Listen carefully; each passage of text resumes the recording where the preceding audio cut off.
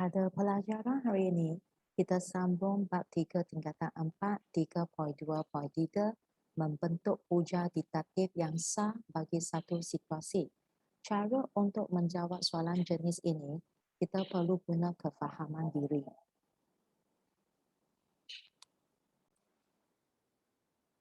Latihan praktiskan diri 3.2c muka surat 79. Soalan 1. Tulis premis bagi setiap hujah diktatif berikut untuk membentuk hujah diktatif yang sah dan munasabah. Soalan tahap 4. Soalan analisis. A. Premis 1 tempat kosong. Premis 2. S tidak sama dengan 8. Kesimpulan 3X $ 8 tidak sama dengan 16. Apa yang kita boleh lihat? Tidak sama dengan.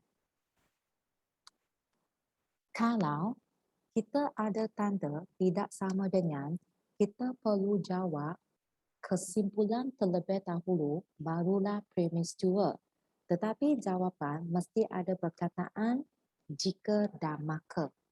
Kita mula jawapan dengan jika. Jika, seperti yang saya kata, tulis bahagian kesimpulan dahulu.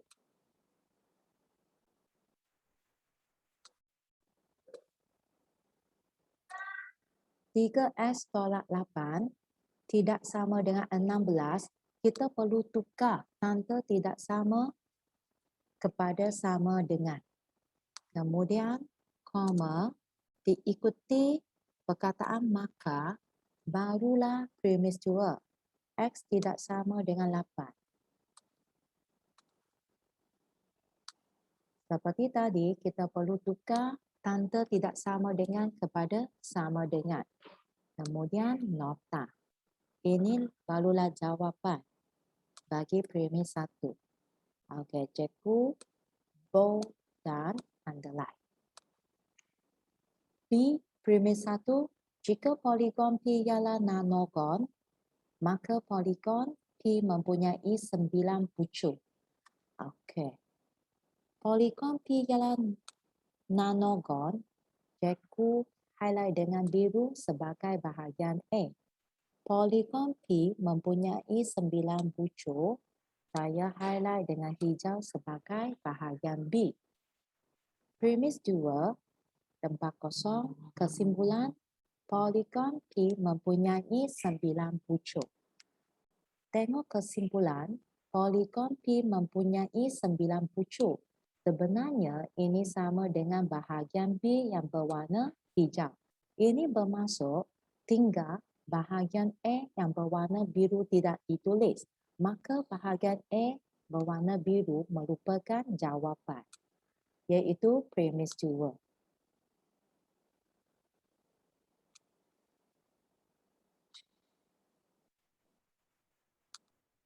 Cikgu boldkan dan highlight dan underline jawapan.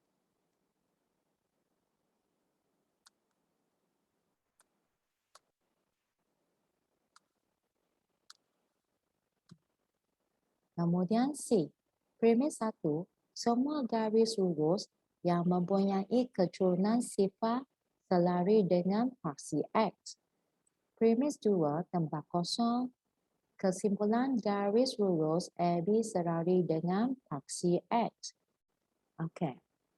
Cara untuk menjawab soalan ini, kita cuba cari perkataan yang sama.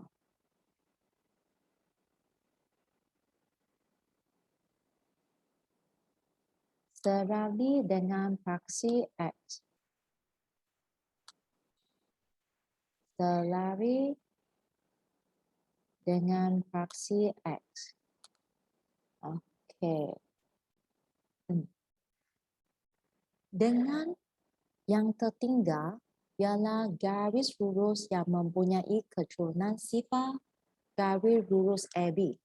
Dengan kedua-dua maklumat tersebut, kita cuba membina satu ayat yang rasional sebagai jawapan untuk premis 2. Jawapan akan jadi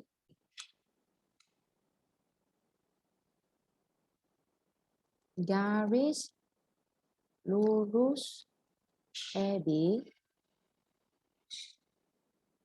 mempunyai kecerunan sifat.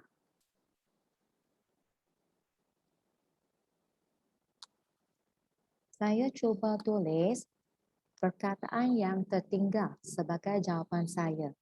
D. Premis 1 tempat kosong, premis 2 891 ialah gandaan 9.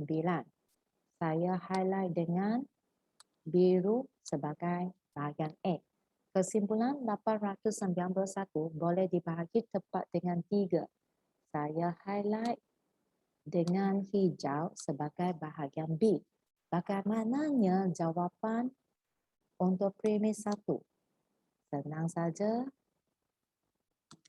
Mula jawapan dengan jika, kemudian tulis bahagian A yang berwarna biru. Okey, koma, maka diikuti bahagian B berwarna hijau. Nota. Saya bold dan underline. Okey, sebagai jawapan. Apa bezanya? Apa bezanya soalan A, B dan D? Kalau soalan ada tidak sama dengan, kita perlu tulis bahagian B dahulu baru bahagian A. Kalau dia ada tanda tidak sama dengan, kita ikut bahagian A kemudian baru bahagian B. Okey, lagi satu jenis soalan iaitu soalan C. Jawapan kita hanya perlu tulis perkataan yang tertinggal sahaja.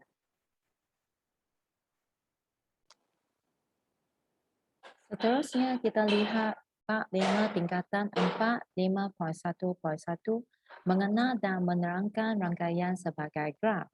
Anda perlu faham masuk huruf V. V bermasuk bermasuk bucu. Kalau N huruf kecil bermasuk bilangan. I tepi. Okey, sama huruf kecil N merupakan bilangan. Bilangan tajam boleh didapati dengan senang saja, iaitu guna bilangan tepi I darab dengan 2. Okey, sekarang kita lihat latihannya. Praktis sendiri 5.1M muka surat 134. Soalan 1, diberi satu graf mudah, tentukan soalan tahap 2 soalan pemahaman. A, B. B merupakan bucu.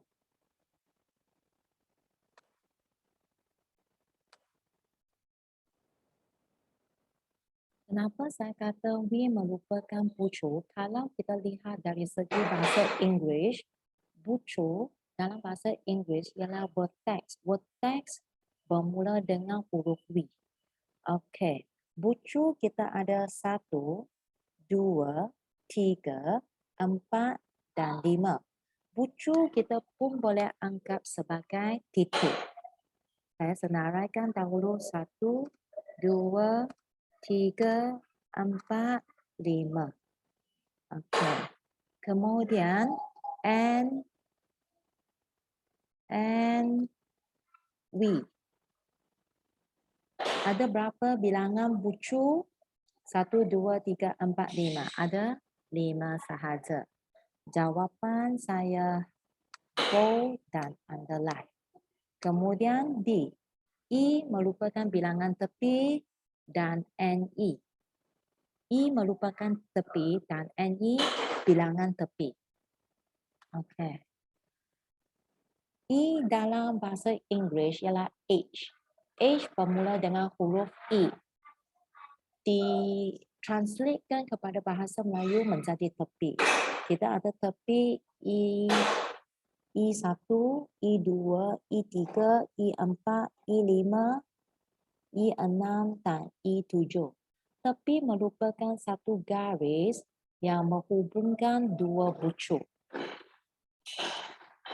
I1, I2, I3, I4, I5, I6, I7. Okey, kemudian bilangan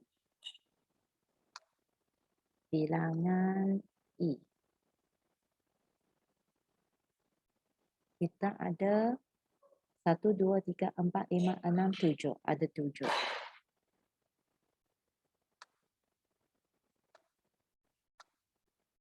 Okey, C bilangan darjah. Macam mana cari bilangan darjah? Senang saja. Bilangan tepi iaitu NE kita ada 7. Kita ambil 7 darab dengan 2 akan dapat bilangan darjah sama dengan 14. Okey, itu saja. Yang penting anda perlu faham apakah masuk V, I, huruf kecil N dan juga darjah. Okey, itu saja. Terima kasih.